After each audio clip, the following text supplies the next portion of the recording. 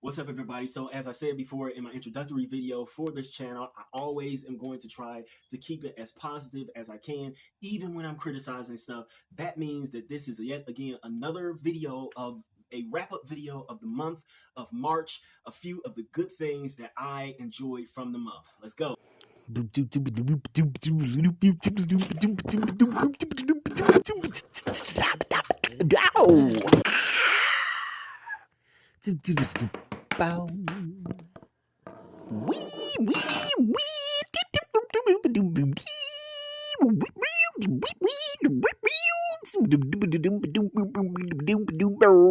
Wow.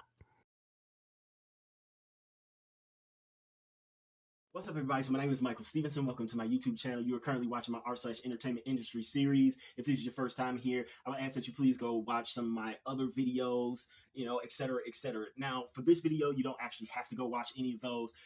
I say that every time in my opening just because I'm like building a language, this particular lingo here on the channel. But this one is just sort of a free-for-all video. It's just a little wrap-up of what I saw in March 2024, what I noticed. And it's just some of the good stuff. As I said, there is a lot of criticism online these days about what's going on in the art/entertainment industry as it has to do with everything from from film, television to music, other things, publishing as well. So I just wanted to do a little bit of positivity to sort of, I guess, season down the criticism that I love.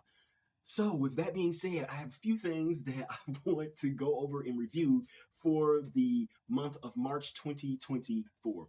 So first off, God, I want to say that it was a fairly decent month for film. Listen, y'all can go back to my video, y'all can go back to my video on Dune Part 2 will probably suck, in which I said that I made an argument for Dune Part 2 potentially being a bad movie because Dune Part 1 was such a bad movie. But I also, in that video, it's a two-parter, so it's actually two videos. In the second part of that video, I gave some of my predictions on what I thought the Dune box office would do. And so far, it has actually stayed very close to what my predictions for the film were. Those, however, in my opinion, even though they're very good, okay, and as I said, they have stayed very close to what I predicted the film would do.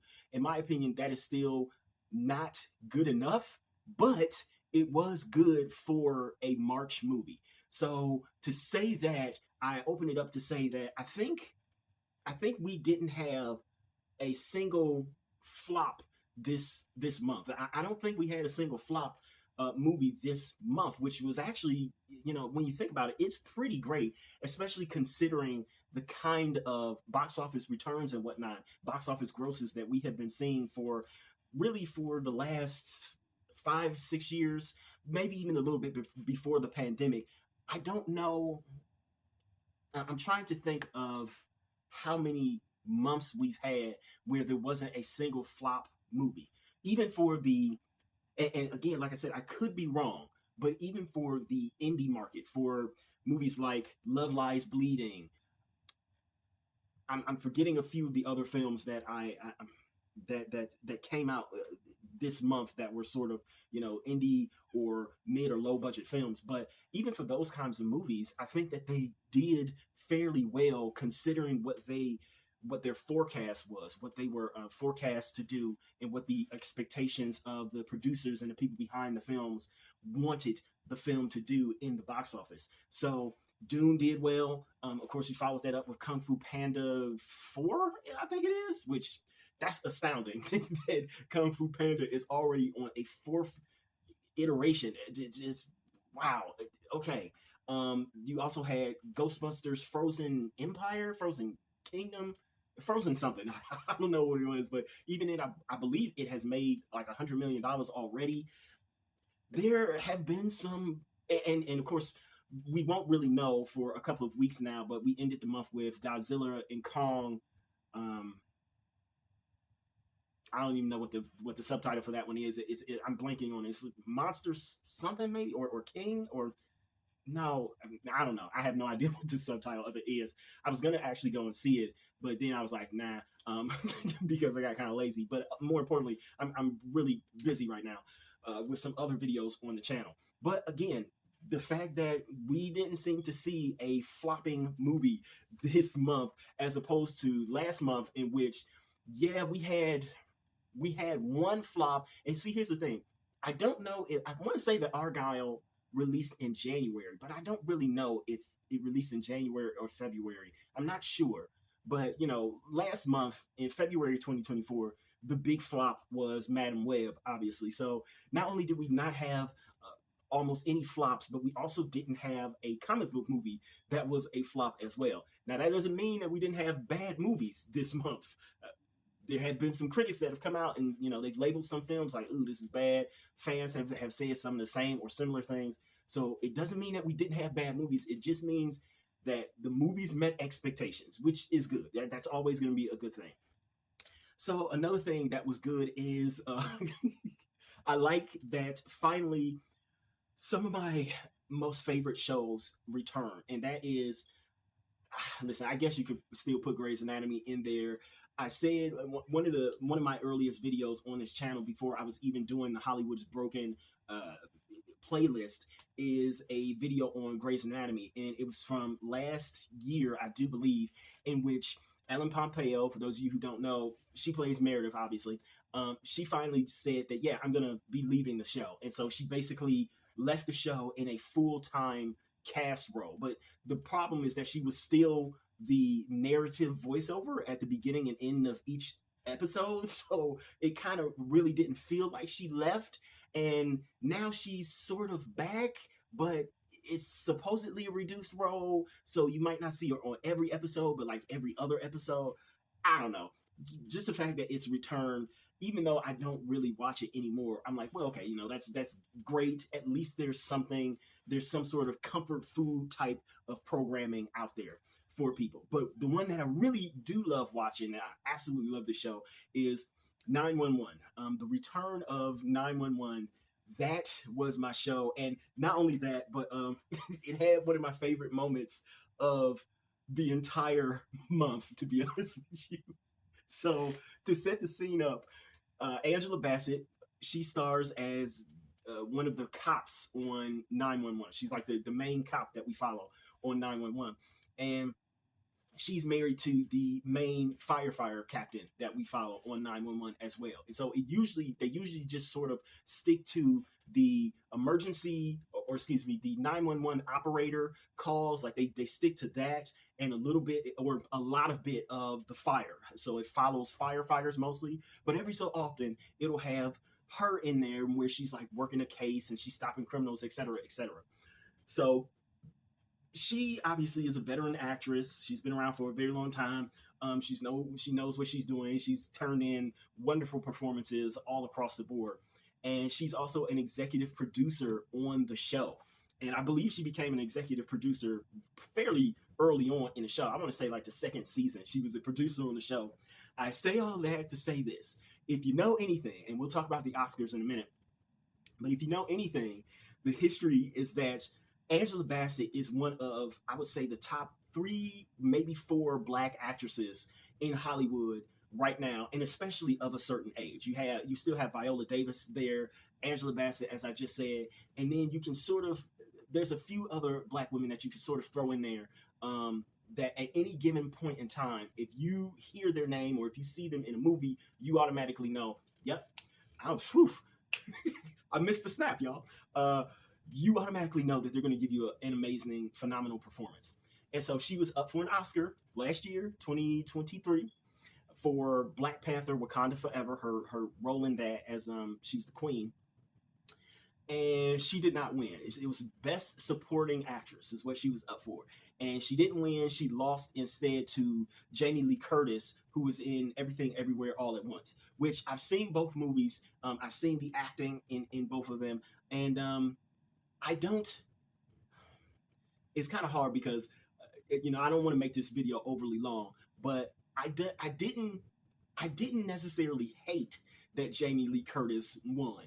I'll put it that way. I didn't hate that she won. I thought that she did a really good job in that role, especially considering all the things that I've seen her in before. So, and Angela Bassett, she did phenomenal as she always does in Wakanda Forever. So I think that was just such a really close race.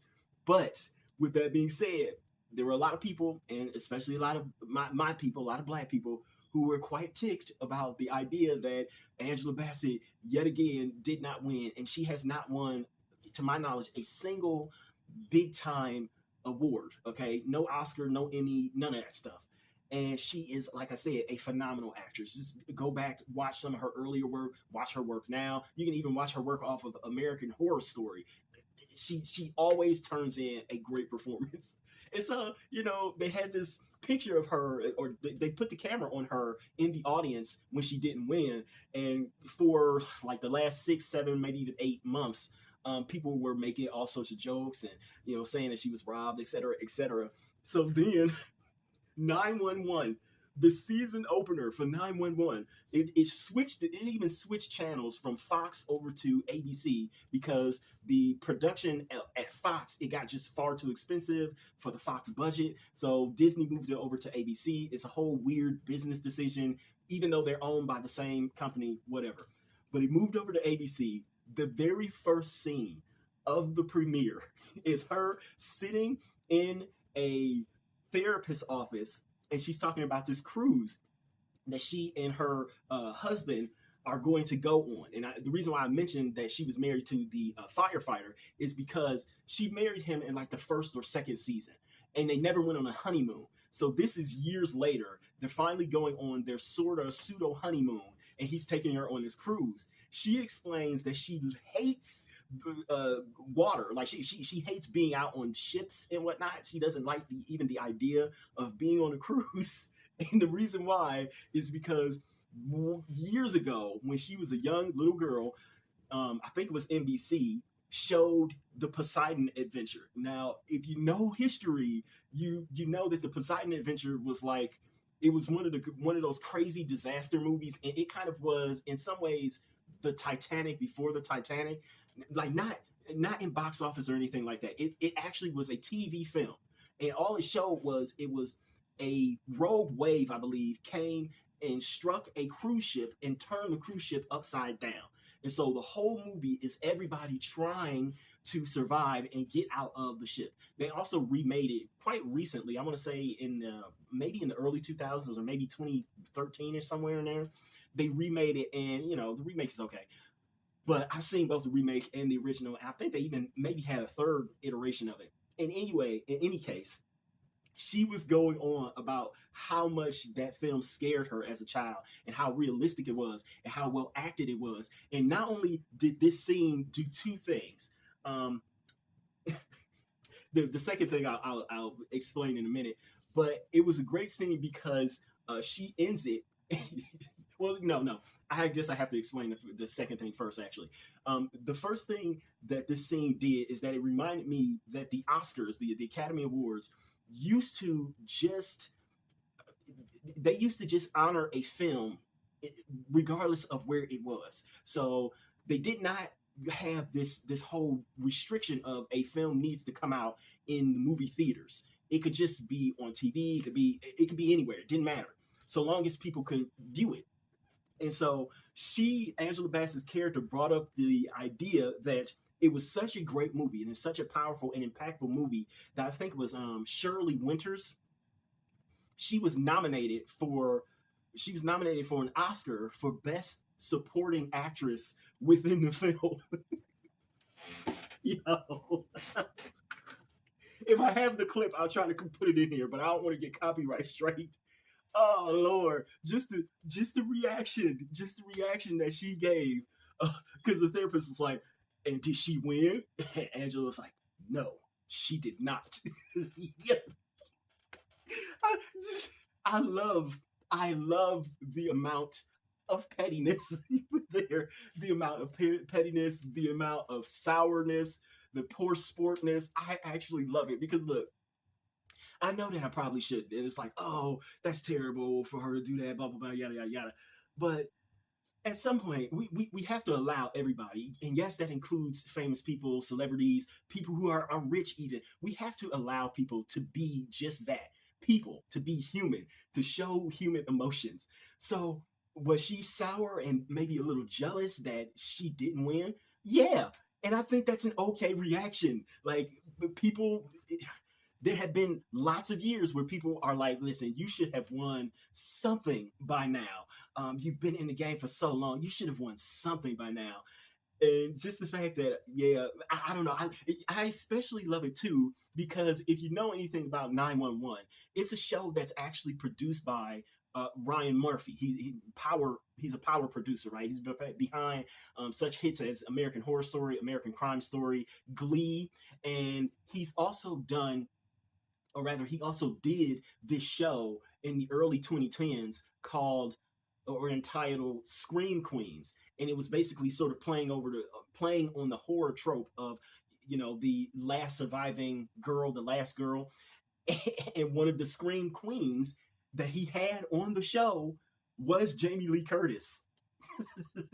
So it's not like he's it's not like, listen, I know that he probably isn't even involved because it's like year 7 of this show of 911, so he's probably not involved in the day-to-day at all anymore. But I just love the fact that something could have potentially passed over his desk to where it's like, yeah, we have to okay this particular thing, this particular script. And he looked at the script and he's like, yeah, it kind of in a weird way takes a dig at Jamie Lee Curtis.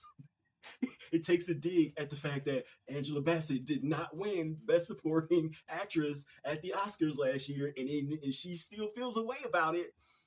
Like, yeah, okay, I think it's a great script. Let's do it. I just love that. I love that so much. Oh man, I even love the fact that, like, now I'm wondering, like, Dad, did they do this whole storyline just so she could do that one thing, so she could say that one comment at the very beginning of the show? I don't know. I just absolutely loved it. And now I know that can be taken as like a negative, but I'm going to consider it a positive in my video. So moving on, speaking of the Oscars, we did in fact have the Oscars yet again this month in March. First off, a little bit of negativity. Number one, I kind of miss the Oscars being in February again. Because remember, for quite a few years, they were like, okay, the award season it feels like it's too long. It runs from like November to March, and they were saying, yeah, it kind of feels too long. The award campaigns, all of those things, they sort of run for too long. The studios, they felt like they were spending a little bit too much money, et cetera, et cetera.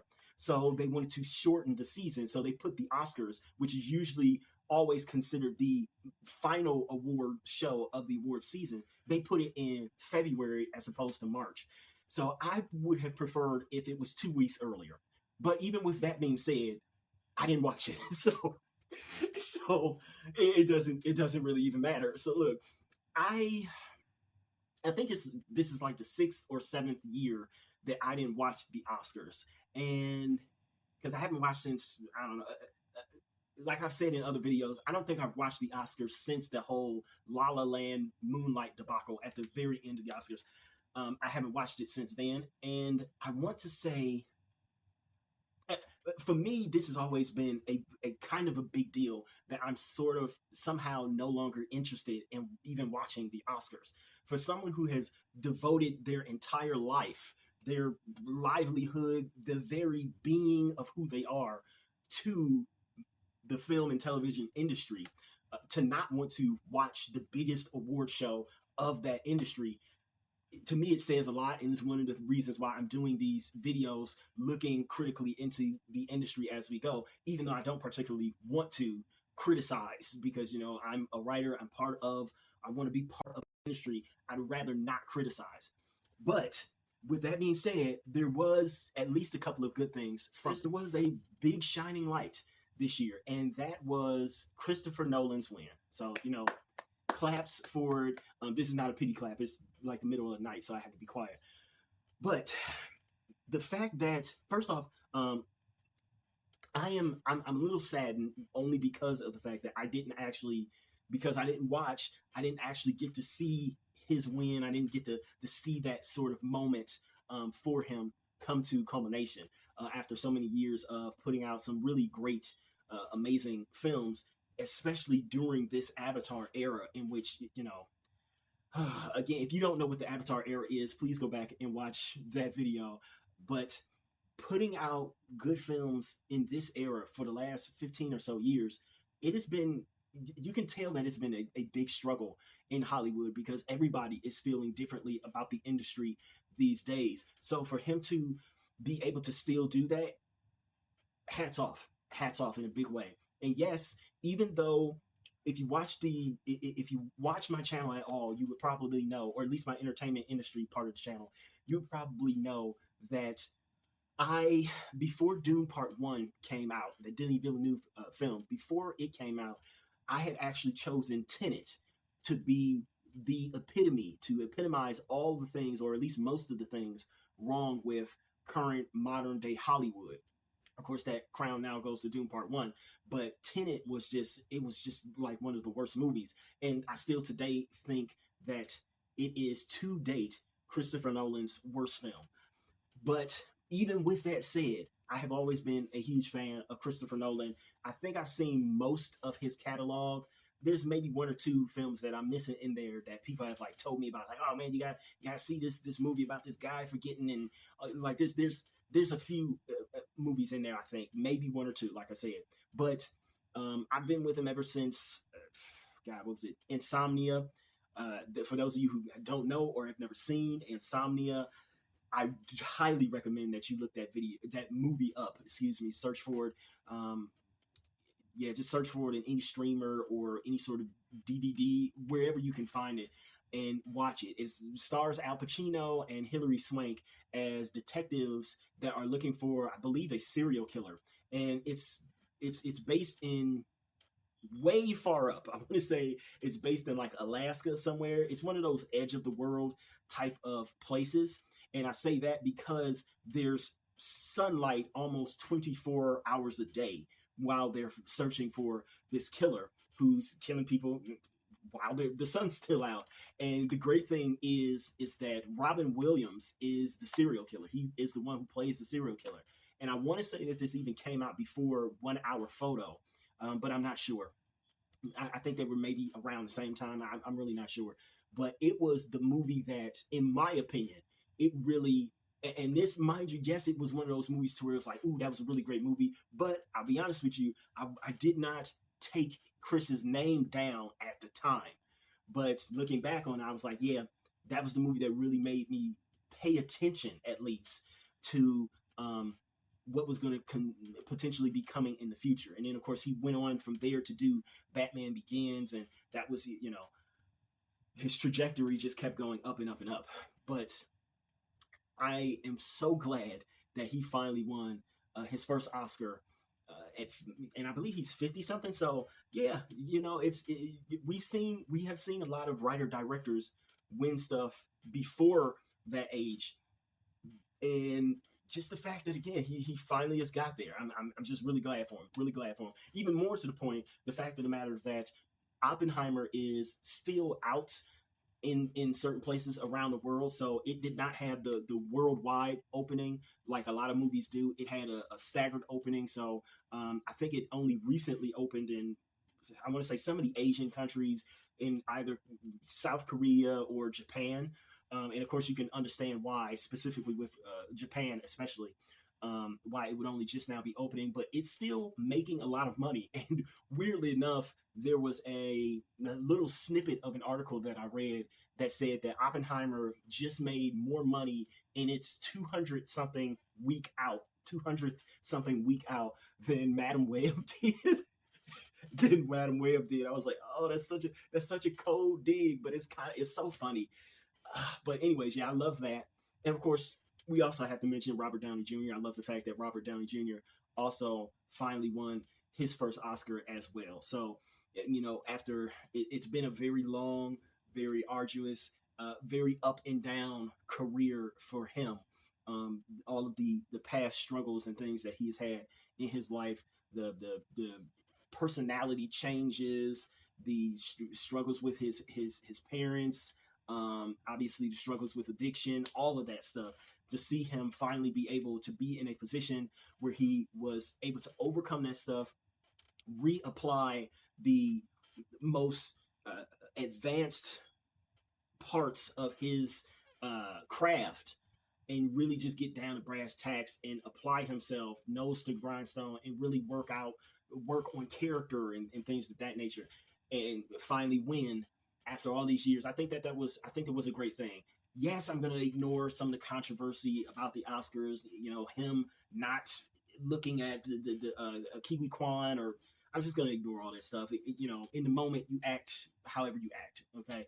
So those were some really good things from March. I'm trying to think of some other news that I think could be considered fairly good, or at least, kind of funny and humorous and lighthearted a little bit. I'll close on this. This is the last thing. Since this is still technically Marvel month, we're out of March now, but I'm still going to be covering a lot of Marvel stuff for the next couple of weeks. I don't know for how long, but I'm still going to be covering some stuff. I am glad that one of the pieces of news that we got from this month was about Kang. So in February 2024, we got news, or at least there was a rumor that came out that said that Marvel was moving away from Kang, and that they may very well be completely done with Kang already because of the whole Jonathan Majors thing. But also there was supposedly this shift to where they may have wanted to not do Kang at all anymore and just have his storyline be settled with what happened with Loki season 2. If you haven't seen that, it kind of, in some ways, makes a more elegant, more cleaner exit for the character. But I was like, no, that's not what they should do. Number one, if you haven't seen, I am lobbying to be Kang, or to at least be able to audition for the role of Kang to replace Jonathan Majors. So please go look at my Kang video, make that video go viral. Maybe I'll be able to get an interview or audition with Marvel. Not ashamed of it. Shameless plug. But I love that we got some clarity there. And I don't know if Marvel themselves came out and said it, but the new news that we're getting is that Marvel actually is going to continue on with Kang. Even though they've dropped the Kang Dynasty subtitle from the next Avengers 5 movie, they're still going to be using Kang, I guess, as either the main villain or, something in there. So I'm glad that they're not completely dropping the character. I think that the character is great, and I think that the character can fix a lot of the flaws that a lot of we fans are perceiving the MCU currently has. So, yeah, I think that was most of the good news that I wanted to cover in this video. I think that there are some things that are out there that are kind of like, they're not necessarily incredibly good. They're not bad either. They're just, there's a wait and see sort of thing to them that's happening. So yeah, let me know what, if anything, you found to be good about March as it pertains to the entertainment industry, the world of film, television, music, or the world of art, or the world of publishing, of books, or just in the world in general. Share something good that happened to you down in the comments. I don't know. Just anything, okay? So just keep it positive. Try to not to have any negativity. And yeah, that was the good stuff for March 2024. I don't have a sign off. That was my remote. Hey, everybody. So while I don't have an official sign off yet, I guess I should do the whole please like, comment, share, and if you so desire and you want to see more, subscribe. But more importantly, I will ask that you please go and purchase one of my books. They are mostly ebooks, and pretty much they are all under $10. See if any of my work is actually any good, if it lives up to any of the things that I'm talking about here on my channel, specifically with the entertainment industry videos. So please go purchase my books. All of my links are down below. Thank you.